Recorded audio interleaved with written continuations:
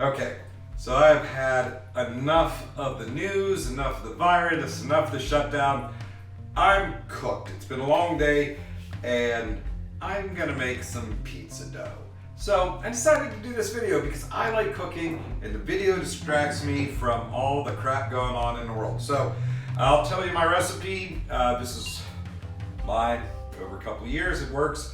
So I'm making a double batch. So everything here is times 2. So for the thing I start with is the water. Make sure it's about 105 degrees. And I'm using 2.5 cups. So for a single batch, it'd be 1 1/4 cup. And I am going to use 1. That's a half, that's 1. 1.5 teaspoons, I'm gonna throw a little extra of live active yeast. Gently swirl that together. And we're gonna let this set aside while I get the rest of the ingredients together. This should start to bubble and foam, get a little frothy within about 5 to 10 minutes. So, all right, so flour, got a leaky bag. Single recipe is 2 cups, so I'm going to use 4. I'm going to try not to explode this all over myself, but with the way everything in the world's going, it will probably blow up in my face. So. Dose. 3 trays. Got it. And almost butter. We'll get a little more. So again, single recipe, 2 cups of flour. I'm using. So little sugar to activate the yeast. A tablespoon per. So we're going to do 2 here. And salt to taste. Condensed while you salt, it certainly helps. All right. Okay, looks like the yeast is starting to foam. Don't know if you can see that, but it's getting a little frothy. So add in the water. You don't want to dump it in. Little trick that someone showed me or told me was to kind of create a crater in your flour. And then slowly add it in and fold it in with a fork, just a little at a time.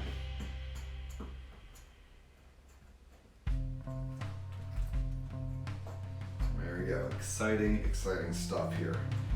But you'll notice it starts to clump, get a little crumbly, that means you're on the right track. I can tell you it's much easier to add the water slowly to get the mixture right. If the dough gets smooth and sticky, there's too much water, you need to add a little bit of flour, 1 tablespoon at a time. If it's too crumbly, you can add a little bit of water, about 1 teaspoon at a time, but we're coming along at a good clip here, and I am making a mess. Should have definitely donned that apron.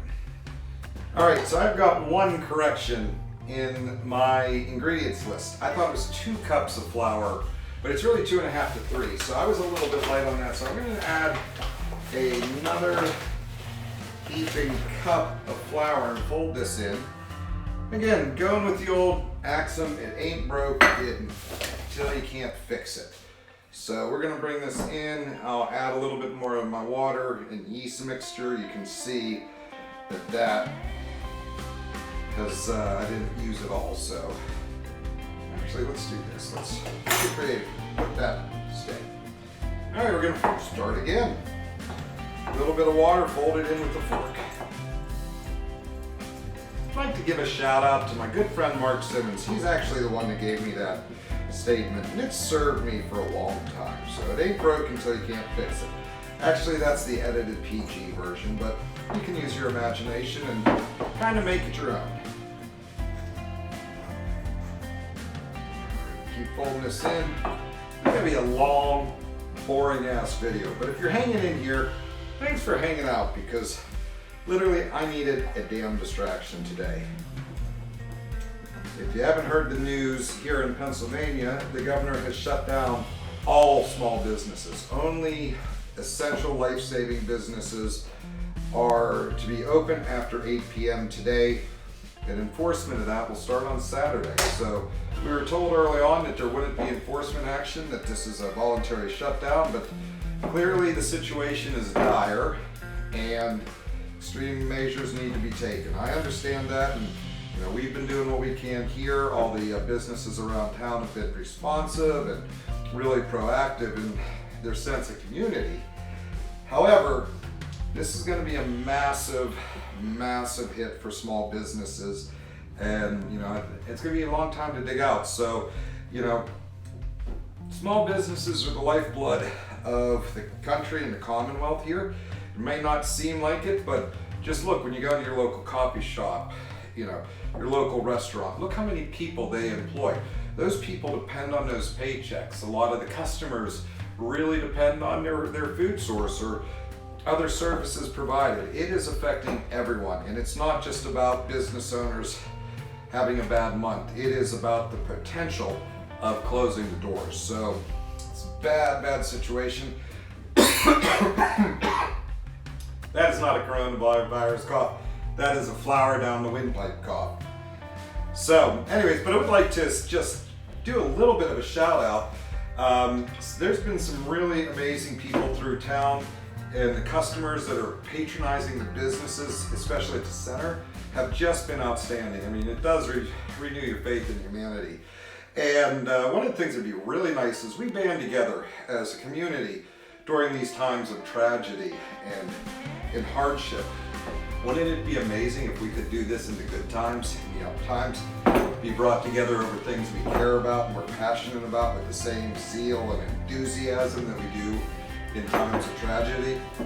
So whatever the message is you're getting from this one, carry it forward. Let's use this awful experience as a place to grow from and really do some good. So enough about that. Back to my dough. It's getting there. I'm just gonna knead this for a while. It's actually coming along nicely, and it's like a big, giant stress ball. So it's gonna be delicious later on. I'm gonna break this up into 2 or 3 dough balls. I'm not sure if you can freeze it. I'll call my sister. I know she's done that before, so we'll see how that keeps. But I'm getting closer. I'll be right back, and we'll watch this rise. All right, dough on the way.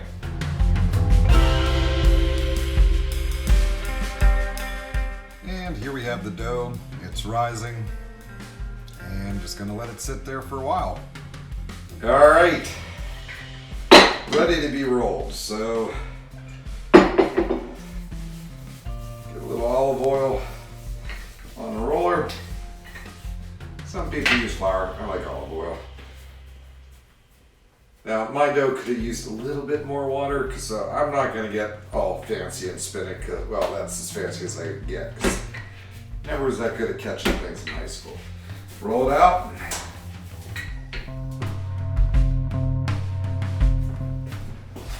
All right, I think this is going to be a white pizza because I don't know if I have tomato sauce and I don't feel like making any. So, tomato down, we'll get it later.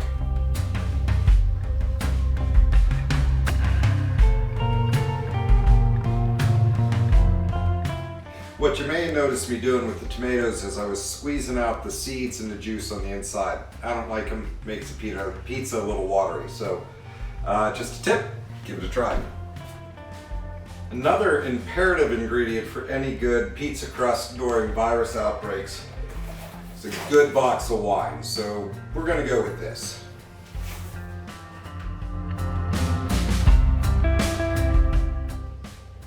That makes the pizza crust better.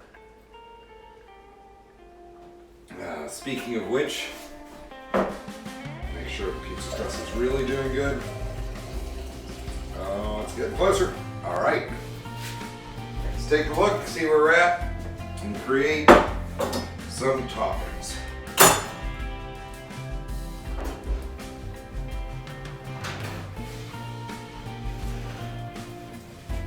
Oh, that is gorgeous.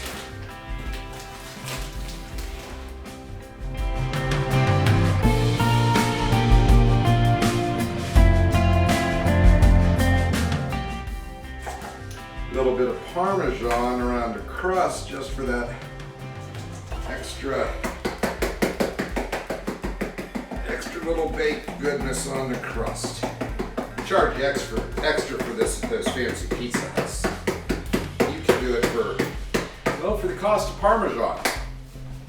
A little basil, but I like a lot of basil. And unfortunately, I only have a few small plants going in the basement. Otherwise, I'd use a lot of the whole leaf.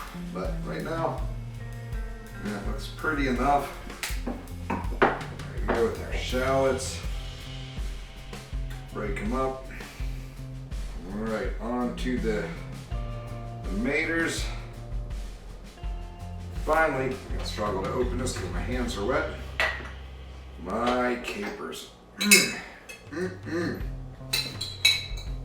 Capers and shallots, and oh my.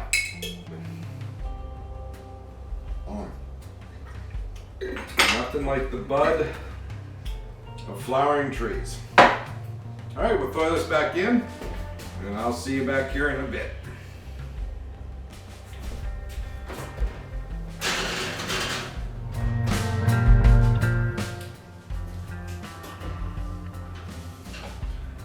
Oh, and it's ready. I don't know if you can see that. Look at that. Looks beautiful. All right, I hope you can see this. Turned out beautifully. I'm trying to do this without dropping it on the floor. Hey, thanks for watching. If you made it to the end of this video, you are a trooper, and you must be as bored as I am. Anyways, had a great time. Hope you're all doing well. Stay safe. Keep your distance, and let's get this thing in our rear view mirror. Be well.